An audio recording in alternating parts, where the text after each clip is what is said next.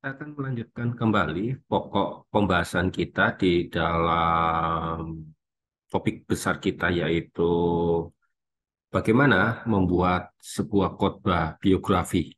Dan tiba saatnya kita akan memasuki tentang materi tentang bagaimana mengumpulkan sebuah biografi. Tentu bukan hanya kita mencari tokoh di dalam Alkitab, lalu kita menggalinya begitu saja, tetapi coba kita lebih memperdalam di dalam proses pengumpulan data atau pengumpulan bahan yang ada. Tetapi izinkan saya sedikit mengulas tentang bagian ini, karena bagian ini menjadi faktor yang paling penting, yaitu ada unsur yang disebut dengan mikronarasi dan ada faktor yang disebut sebagai makronarasi. Apakah itu mikronarasi adalah faktor-faktor kecil yang mendukung keberadaan dari makronarasi? Apakah itu makronarasi, yaitu faktor besar yang menjadi tujuan penulisan, yang menjadi agenda utama di dalam penulisan Alkitab, atau lebih besarnya adalah agendanya Allah. Baik, ini harus kita pahami apakah tokoh tersebut dipilih ada itu hanya untuk mikronarasi saja, ataukah dia berada di dalam makro narasi.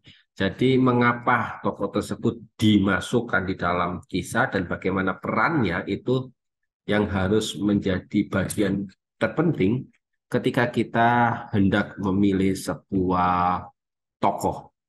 Kemudian tokoh tersebut akan melahirkan karakter-karakter ilahi yang seharusnya dan seyogianya mendukung daripada makronarasi yang Tuhan kehendaki. Jadi Bapak Ibu Saudara-saudari, rekan-rekan hamba Tuhan, kita harus paham dulu bagian ini, karena bagian ini akan sangat menentukan kerja kita.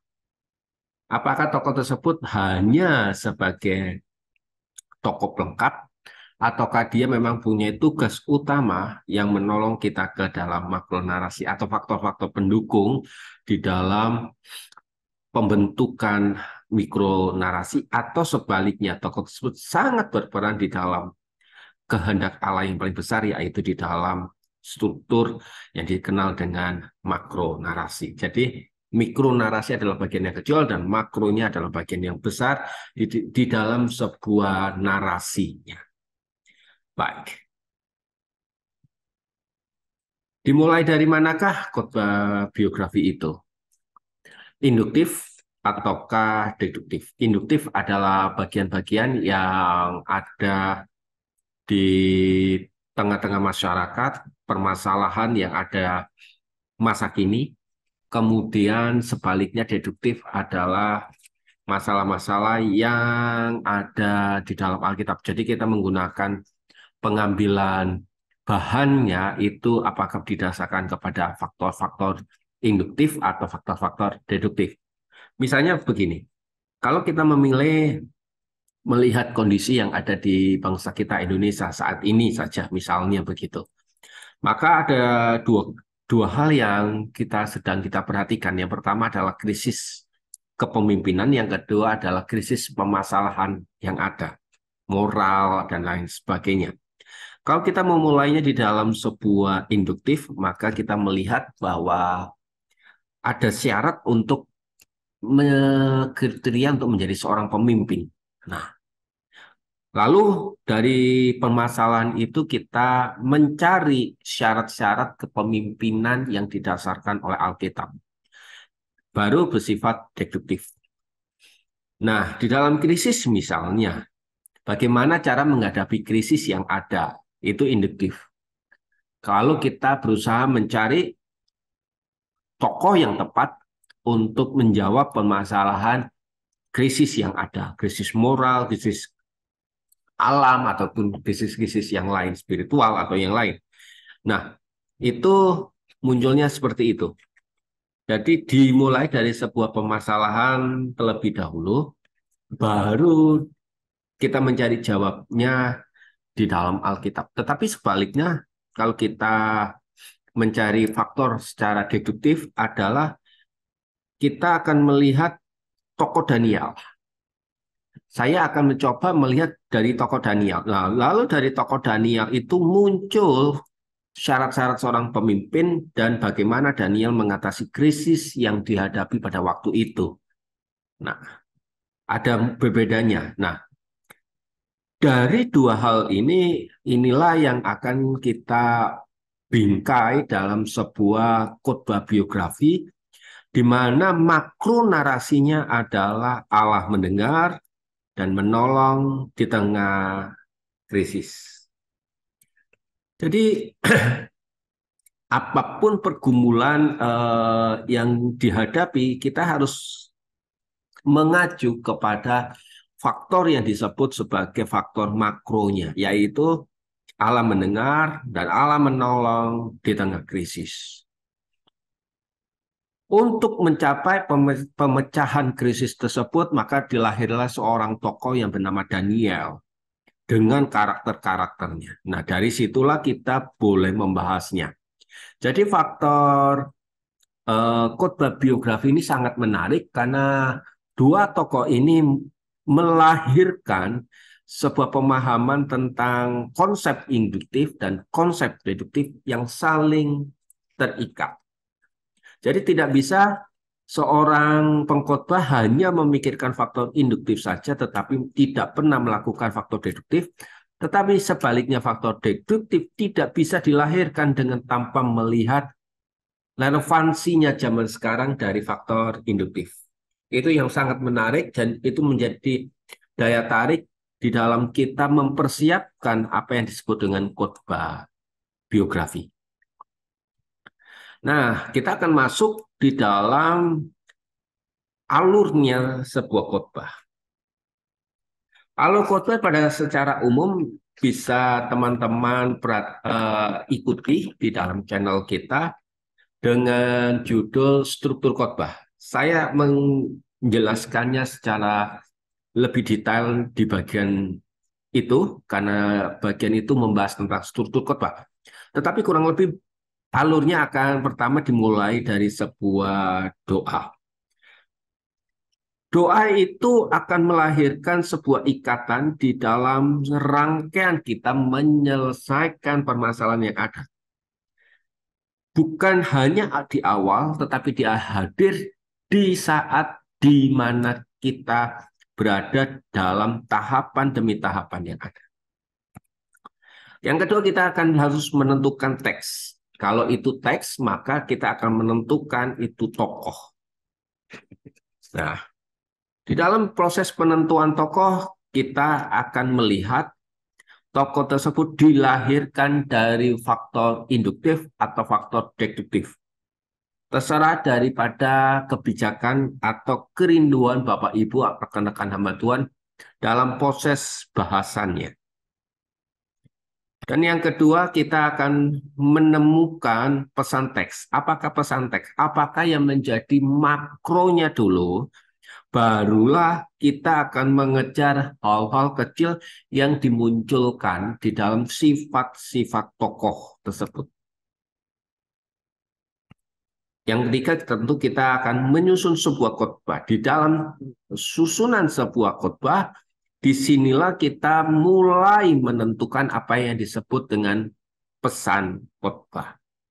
Mulai mengumpulkan data-data, mulai mengumpulkan kutipan-kutipan, dukungan-dukungan, apa yang buku-buku tafsiran berikan, bagaimana cara menganalisanya.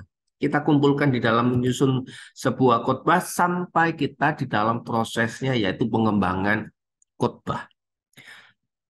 Bentuk khotbah yang aku pakai itu apa? Apakah aku akan menggunakan bentuk khotbah three sermon point atau 4 pages atau model-model yang lain? Tentu Bapak Ibu, saudara-saudari bisa menemukannya di dalam channel kita dengan judul struktur khotbah. Kemudian kita mencoba untuk memeditasikan apa yang hasil kita temukan, kita meditasi dengan sebuah tujuan kita mengkoreksi diri kita. Dengan harapan dengan kita melakukan meditasi ini, kita menjadi pelaku firman terlebih dahulu sebelum kita mengkhotbahkannya. Nanti di dalam pokok bahasan kita ada satu pokok bahasan yang disebut dengan spiritual pengkhotbah. Spiritualitas seorang pengkhotbah. Saya akan berbicara mengenai hal tersebut di dalam video-video kita yang akan datang. Setelah kita melakukan meditasi, baru kita mulai khotbah dengan sebuah keyakinan yang kuat bahwa saya telah menemukan pesan khotbah, telah menyusun khotbah dan mengembangkannya dengan dukungan yang ada. Lalu kita menaikkan kembali di dalam sebuah doa. Berarti lingkaran yang paling penting, yang paling mendasar di dalam sebuah alur khotbah adalah bagaimana kita membangun sebuah hubungan antara kita dengan Allah dan kita dengan teks dan kita dengan sesama. Nah, Bapak Ibu Saudara-saudari, inilah gambaran tentang bagaimana menyusun sebuah khotbah. Dalam sebuah khotbah yang bersifat tokoh yang eh, kita bahas pada hari ini, ada faktor seperti kita membingkai di dalam sebuah kacamata. Di sisi yang lain, di sisi yang satu, ada faktor yang disebut dengan faktor biblika, pesan teks, tetapi faktor kacamata yang satunya ialah berbicara soal relevansi atau pesan khotbah. Apa yang disampaikan oleh tokoh Musa, apa yang bisa saya terapkan di dalam pekerjaan. Nah, faktor-faktor inilah yang akan menjadi sangat-sangat penting sampai kita akan menemukan bagian mengapa tokoh tersebut masuk di dalam kisah dan bagaimana peran tokoh tersebut ada di dalam kisah. Dan bagaimana tokoh tersebut mempengaruhi saya dan bagaimana saya bertindak seperti apa yang diajarkan oleh tokoh tersebut. Dan inilah yang harusnya kita pahami sebagai bagian di dalam kita menyusun sebuah khotbah biografi. Ya. Kita akan masuk di dalam sebuah kerangka atau batang tubuh sebuah khotbah. Di dalam kita mulai menyusun sebuah batang tubuh khotbah, kita jangan sampai lupa, rekan-rekan hamba Tuhan, bahwa khotbah yang baik itu selalu dimulai ada pembukanya. Dan tentu di bagian pembuka adalah bagian-bagian yang menarik mengapa Anda mengutip bagian tersebut atau mengapa Anda mengambil bagian tersebut sebagai bentuk orientasi dari tujuan Anda berkhotbah. Ketika kita akan menemukan sebuah tujuan di mana kita akan berkhotbah, kita akan memahami bahwa khotbah tersebut punya tujuan. Dan tentu kalau khotbah itu punya tujuan, maka isi-isinya sangat mendukung dan bersifat fokus. Dan di dalam isi kita akan tahu di dalamnya ada yang disebut dengan orientasi. Apakah orientasi adalah bagian yang utama yang melandasi bagian isi poin Anda? Di dalam isi ada konteks, konteks jauh, konteks dekat, pembahasan masa lalu. Tetapi di situ ada analisa kata yang akan sangat mendukung bagaimana Anda memperkuat, mempertajam bentuk isinya. Dukungan adalah bagian yang memperkuat dan memberi Anda jembatan agar konteks masa lalu itu menjadi sebuah konteks masa kini. Dukungan itu tentu akan sangat berfokus kepada apa yang disebut dengan Kristus sentris. Karena isi yang baik adalah isi yang mempunyai makro, gambaran yang besar di dalam sebuah pengajaran, karya, keteladanan, apa yang dilakukan oleh pribadi Yesus Kristus di dalam kitab Injil, dan kita akan mulai di dalam penutupnya. Jadi batang tubuh sebuah khotbah selalu isinya begini. Pembuka, isi, penutup. Apa yang ada di dalam isi? Orientasi, konteks, analisa kata, dukungan, dan Kristus sentris. Mari kita akan melihat alurnya yang sudah kita sampaikan secara singkat di bagian yang depan. Maka alur yang pertama, pilihlah tokoh yang pertama bersifat relevan. Kalau Anda berkata relevan adalah tokoh-tokoh, berarti topiknya yaitu topik yang bersifat induktif. Di mana permasalahan itu muncul terlebih dahulu, baru kita mencari tokoh yang bisa relevan menjawab daripada permasalahan yang ada. Nah, di dalam tadi proses alurnya sebuah khotbah, maka ini teksnya ya, bagian yang kita tentukan. Ada pilihan, ada tokoh yang sangat relevan di dalamnya. Pilih tokoh dulu.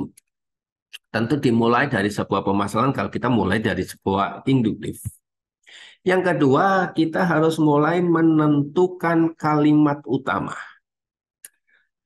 Pesan utama atau pelajaran yang ingin Anda sampaikan yang dihasilkan secara makro tadi.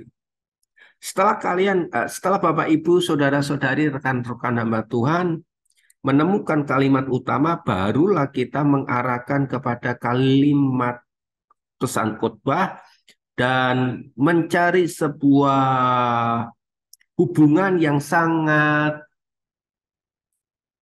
koreransi antara permasalahan Anda dan permasalahan yang ada di dalam Alkitab. Dicari hubungannya sampai kita menemukan kalimat pertanyaan atau kalimat preposisinya, kalimat utamanya. Oke. Baru yang ketiga kita mulai menghubungkan itu dengan permasalahan masa kini. Nah, di dalam permasalahan masa kini kita mencoba bisa menggunakan beberapa kutipan-kutipan, dukungan-dukungan yang begitu sangat kuat untuk mendukung permasalahan yang dihadapi oleh para tokoh dan kehidupan kita masa kini. Tentu yang kelima, kita harus memberikan sebuah refleksi, renungan, dan koreksi atas pribadi kita. Yang keenam, tampilkan refleksi pribadi kita. Dan jangan lupa di bagian yang keenam ini memasukkan unsur emosi sampai kita menjadi tokoh tersebut dan tokoh tersebut ada di dalam kehidupan kita masa kini. Dan yang terakhir mengintegrasikan pribadi, ajaran, karya, perbuatan yang ada di dalam kitab Injil atau di dalam pribadi Kristus. Jadi Bapak, Ibu, Saudara-saudari, kita harus tahu terlebih dahulu permasalahan masa kini. Apa yang menjadi permasalahan kita masa kini? Kalau tadi saya bicara soal kepemimpinan, maka tokoh yang tepat bagi saya bicara soal kepemimpinan mungkin itu Yusuf, atau itu mungkin Daniel. Dan saya mulai mencoba menemukan seluruh, membaca, mencari data tentang kehidupan tokoh yang bernama Daniel, yang menolong dan mendengar di tengah masa krisis. Itu mikronya. Tetapi di dalam hubungan secara makro, pribadi Daniel ini yang akhirnya akan dijadikan orang-orang Majus di sana. Itu sampai ke arah pribadi Kristus, ya. Di tengah krisis, keselamatan itu sudah berbicara. Gitu. Nah, bagaimana dengan hubungan kita masa kini? Kita bukankah hari-hari ini juga mencari problemnya adalah masalah-masalah damai sejahtera, ketenangan. Nah, itu problemnya. Beli kutipan dan dukungan yang kuat. Ternyata memang orang-orang yang ada tentang kehidupan itu mencari tentang sebuah kedamaian yang di dalam pelayanan mereka di dalam dunia spiritual. Itu dukungan yang paling. Coba kita merefleksikannya dengan sekarang. Apa yang kita alami hari ini? Apa yang dialami mereka pada waktu itu? Melibatkan unsur yang ada. Mereka saling sikut, mereka saling mencari muka, mereka sedang mencari perhatian, posisi. Bukankah hari-hari ini sama seperti itu? Dan itu harus kita tampilkan. Kalau saya di dalam hidup pelayanan, ada anak buah yang lebih maju, jemaat yang lebih maju, apakah saya juga merasa lebih tenang? Lalu kita mengintegrasikannya di dalam Kristus. Teman-teman, itulah alur dan bagaimana kita mengumpulkan bahan di dalam kita menyusun khotbah biografi. Jangan sampai lupa bahwa kehadiran tokoh tersebut, apakah dia hanya sekedar hadir, ataukah tokoh tersebut membawa pesan yang lebih besar. Itu yang harus kita teliti, yang harus kita cermati, supaya kita benar-benar mendapatkan bagian yang utuh di dalam kita mengkhotbahkan khotbah biografi. Ketika kita sudah menemukan bagian utama di dalam kehadiran tokoh tersebut, maka itu menjadi poin plus di dalam kita berkhotbah. Kiranya renungan kita pada hari ini akan menolong kita untuk kita semakin hari mencintai Tuhan dan semakin hari kita mulai menekuni bidang yang kita gumuli hari ini. Ternyata khotbah biografi begitu sangat kompleks, begitu sangat rumit, tetapi percayalah karena kita adalah hamba-hamba Tuhan yang dipercayakan untuk menyampaikan isi hatinya Tuhan berdasarkan kebenaran firman Tuhan, maka Roh Kudus akan menolong kita. Dan kiranya video yang saya sampaikan ini pun akan menolong Bapak, Ibu, Saudara-saudari di dalam menyiapkan khotbah secara biografi. Di video yang akan datang, saya akan berbicara mengenai penokohan dan juga bagaimana mengkhotbahkan orang pertama. Karena yang sudah kita pelajari ini, kita menjadi orang yang ketiga. Orang yang mendengar dari apa yang sudah ditulis di dalam Alkitab. Kiranya Tuhan memberkati kita, selamat melayani, dan terus kabarkan berita baik, kabar sukacita dari Yesus Kristus. Tuhan memberkati kita.